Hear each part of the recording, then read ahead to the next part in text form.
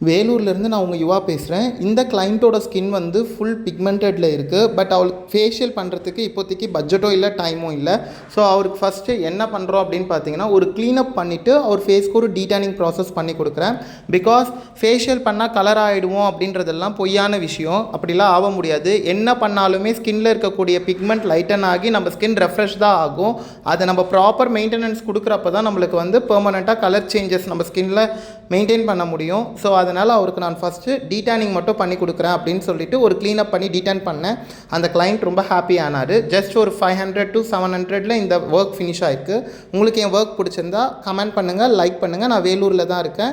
Sharmi's beauty clinic, CMC அவுட்கேட் ஆப்போசிட்டில் நம்ம clinic இருக்குது. வேலூர் பாய்ஸ் கமெண்ட் பண்ணுங்கள். ஃபேஷியல் பண்ணி இப்போ டீடான் பண்ணியாச்சு. நெக்ஸ்ட் டைம் வந்து நம்ம ஃபேஷியல் பண்ணால் இன்னும் ஸ்கின் வந்து நல்லா இதாக இருக்கும். ஏன்னா டேன் மட்டும்தான் இப்போ எடுத்துருக்கோமே, வெயிலால் ஆகியிருக்க பேஸ் டேன் தான் எடுத்திருக்கோம். ஃபேஷியலாக பண்ணால் நல்லா க்ளோ இருக்கும். சரியா? டன்.